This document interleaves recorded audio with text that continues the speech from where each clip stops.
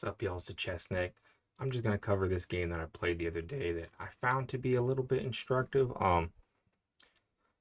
So pretty standard opening that I'm kind of used to dealing with. All the same things. I'm trying to get my bishop out.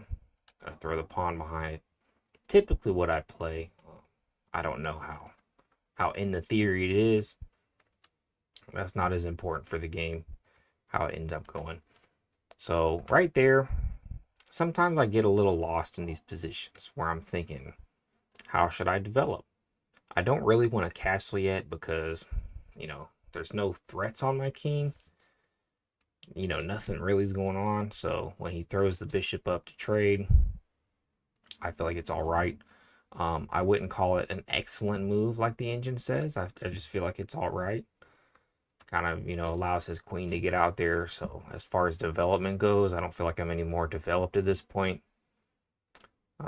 Just setting up to castle. And right here, that's another one where it says excellent. I don't feel like it was a big issue because I remember thinking I'm gonna try to open up this bishop line if if he takes with the knight right there, I just take with the knight. I'm attacking his queen. I feel like I have the tempo or whatever. Right there, obviously I'm gonna try not to fall for that h2 checkmate for sure.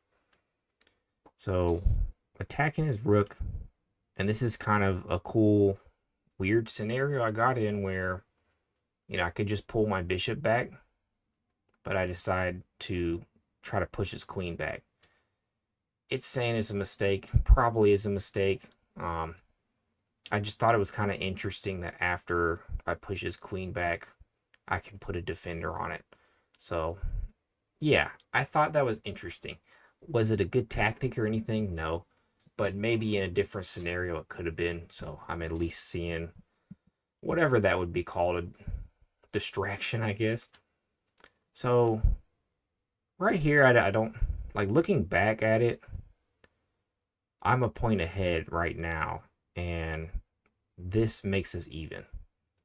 So I'm into the end game.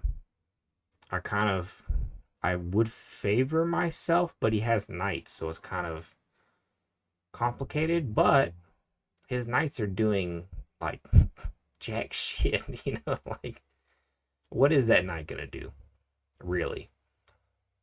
This one's froze up. He could go back, but it just, if you look out for the knights, this position seems fine. Um, yeah, right here, I should have thought of getting my queen out of the way somehow, but I didn't. He gets the fork. Of course, I'm going to defend with the rook. He attacks with the queen, and this is where it gets kind of interesting. I'm feeling a little bit threatened. I had to think there for a second just to keep my king out of the danger zone. Right there, it's a blunder. I swear this blunder is going to be too complicated.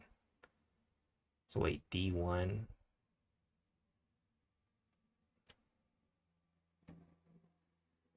How is that?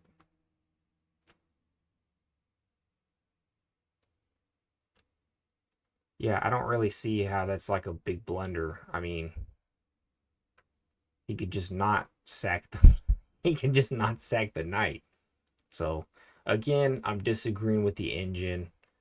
I don't see that as a big blunder. It's whatever. Now that's a blunder.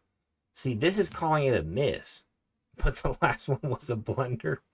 Like, how is this a blunder when, he's just saying if he sacks it, but then he actually sacks it and the engine says it's a miss. So that's why I'm, free balling this review.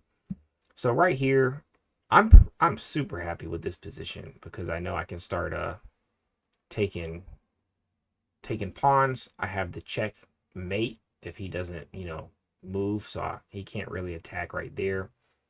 He goes there. This says it's a miss too, but I feel like it's not that bad because it defends that pawn. So, I mean, Let me see. Okay. Yeah, that's a little different if he went there.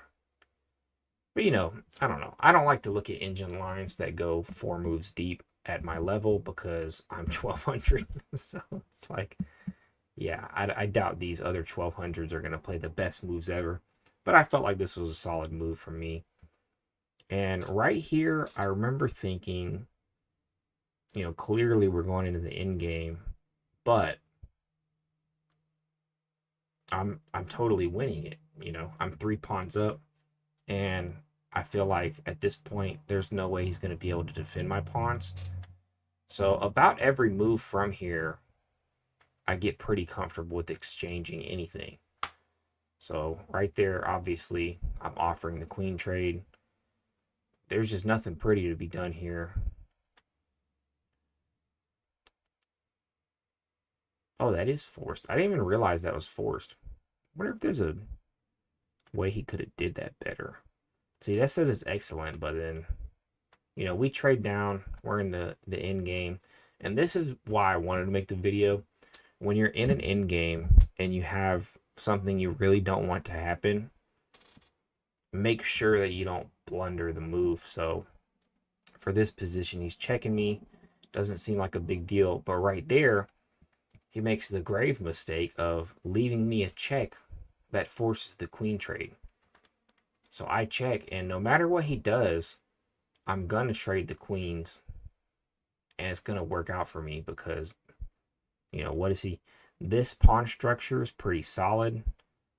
Um, if he defends with this, what does that do? That doesn't do anything.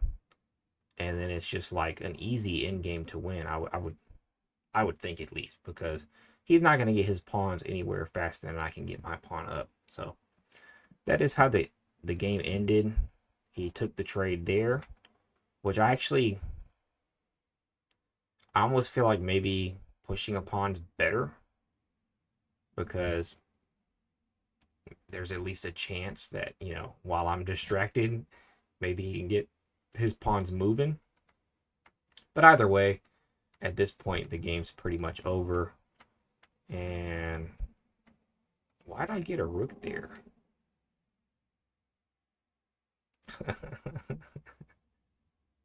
I don't think I was drunk playing this game, but why didn't I just do queen?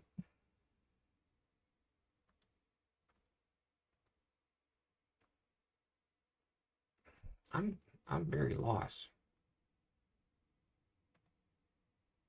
Hold up. Oh, okay. This is even more weird. This is not my game anymore. So he forfeited. He forfeited here. Yeah, this got confusing. Yeah, he forfeited there, which he should have. There's absolutely nothing he can do in this position. Um, yeah, now I'm even more confused because that means that rook promotion is actually how they're saying the game would have continued. I'm telling y'all, if you think the engine is like you should always follow them, I have a lot of examples from low level games where it's like, why would you do that? And this is not a queen wouldn't stalemate you here. He has moves. He can move the king. He can move the pawn. They're not good moves, but he has moves. So why the engine saying the game might have went that way? Do they think I'm that stupid that I'd get a rook for no reason? Anyways, hope you enjoyed this game.